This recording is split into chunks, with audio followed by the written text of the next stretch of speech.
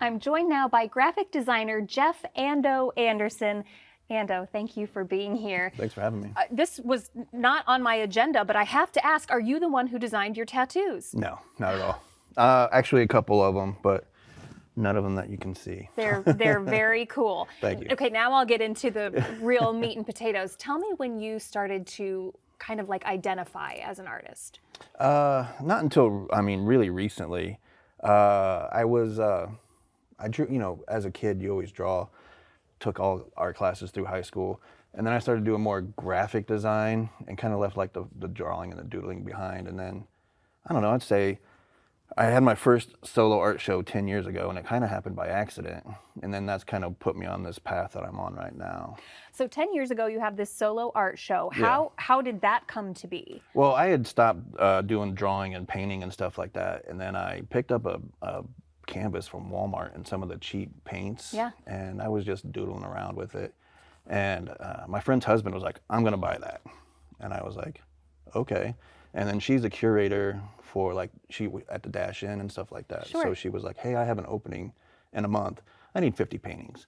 And I'm like, I haven't done this in years. Right. I've somehow spilled it out. Yeah. So. And did you feel like it was a success? Were you That show happy I with felt like it was, and it kind of, encouraged me to keep going. Yeah. So when did the graphic art really start coming into play? Because you've done so many really cool things. I went to college for graphic design, and then I started out doing like typography, like for Yellow Page ads, and then it was a newspaper, and then I started doing posters for bands, because that's really what I wanted to do, was anything music related, CD covers or posters and stuff like that. So that kind of kept the Pretty good posters. Pretty good posters. Got to keep the bar low. Right.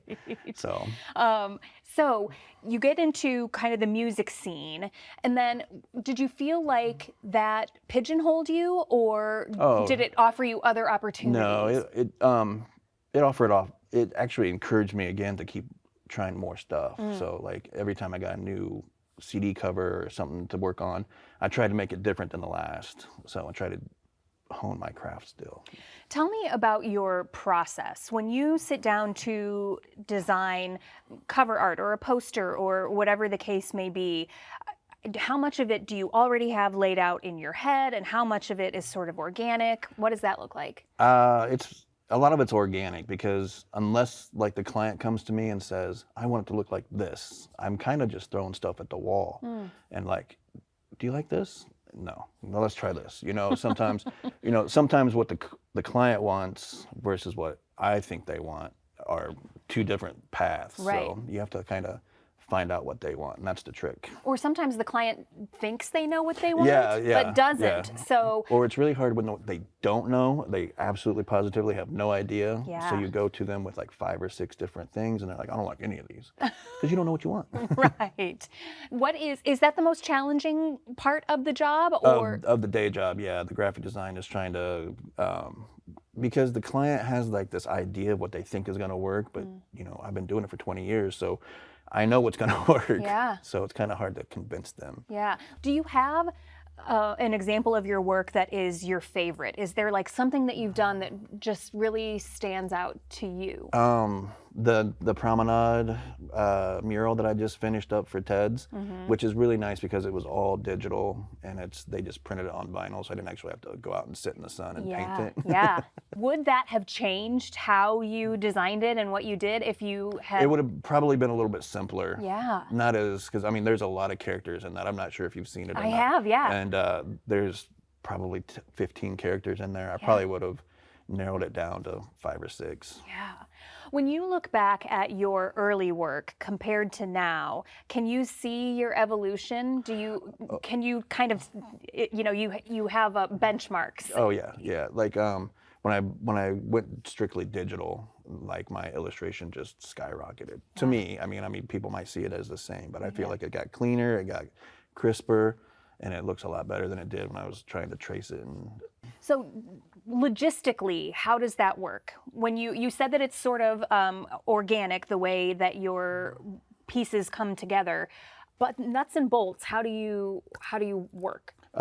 It's usually just whatever comes to mind. Like I'll be driving, and oh, that'd be kind of funny if I drew that, or that with if I mash these two up, and then I usually text my girlfriend like these weird phrases, and she'll text me back like, what? Like, sorry, it's just like I had an idea. Yeah, and that's how you remember it? Yeah, for sure. Yeah, and then I usually sit down and I'll sketch it out on my iPad, and then I was going to say, so is it an iPad and stylus? iPad stylus and Procreate, and just go from there. Yeah. And is it easier to scrap something that you feel isn't working when it's on your iPad? Oh yeah, for sure. Yeah. And is that always a good thing? Well, you can basically I just go to another layer and I don't delete it. Don't delete anything, you know, just kind of okay. put it off to the side. Yeah. And I might come back in a few weeks, a couple days, you know. If it's not flowing, it's not flowing. Sure.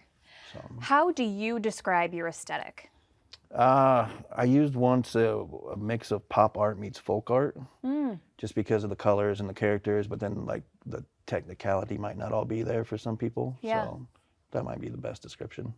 What is the best part of creating beauty that didn't exist before? I like everybody's reactions.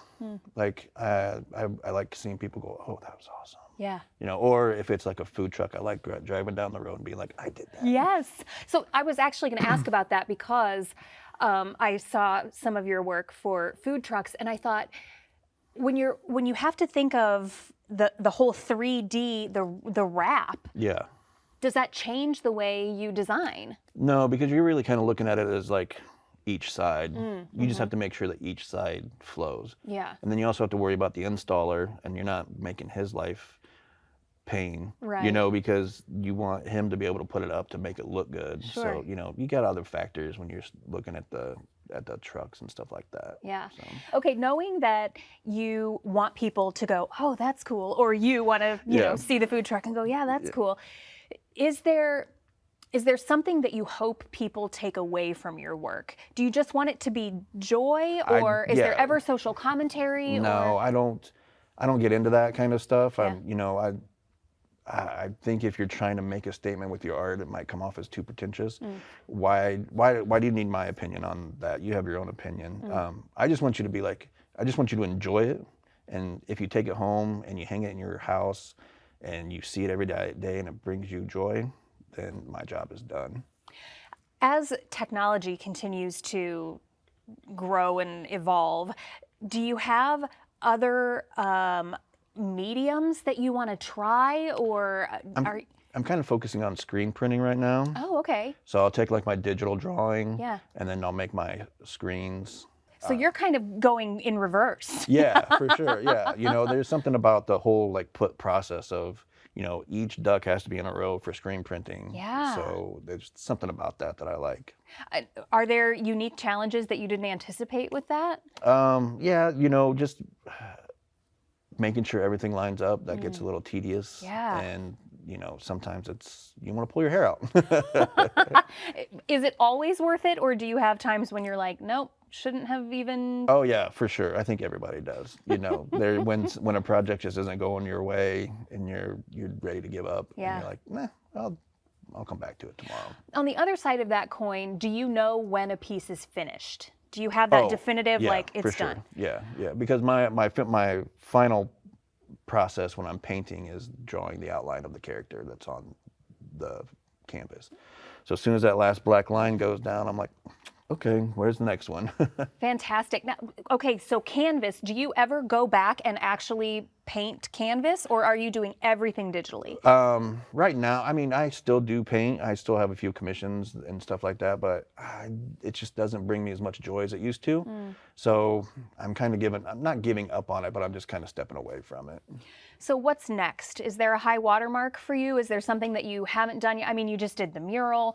Is there, is there something else? More murals, of course. I'm always down to do another mural, but I would really like to take one of my characters and see them become like a toy line. Oh, cool. Bredwig, who's been on here, Yeah. I'm a big fan of his, and he does toys, and I'm just like, I want to do that with those. Yeah. So Okay, so speaking of Bredwig and your shirt, of course, how do you feel like Fort Wayne as an artist community has has helped or hurt you as an individual artist? Oh, I think there's a big community. There's a lot of people, but there's also like pockets of the community. But everybody's real supportive. I think it's when there's a big community like that, it challenges you to be better Yeah. because you want to, you see what he's doing and you're like, oh, I can do that. Yeah. You know? Do you think people would be surprised to know that it is a pretty rich art scene here? I think if they're on the outside looking in, there probably would be, but I think the people that are in the community are not surprised by it. So, What do you think art has taught you about yourself? that I can always be better. Like that's pretty much my goal every day, just to be better than I was yesterday, in life and in art. Yeah. So that's. And do you feel like that's measurable? Some days you're like, well, I'm trying, but I don't. I mean, some days you're just like, all right, I'm over today. I'm gonna go. We'll settle I'm with gonna- status quo Yeah, today. yeah. I wasn't worse than I was yesterday. I love that. I think that might be my new mantra. I'm not worse than I was yesterday. But genuinely, Ando, you are a pleasure. I love your work, Thank and you I very hope to much. see much more of it all over the city. Me too. Thank you. Thank you.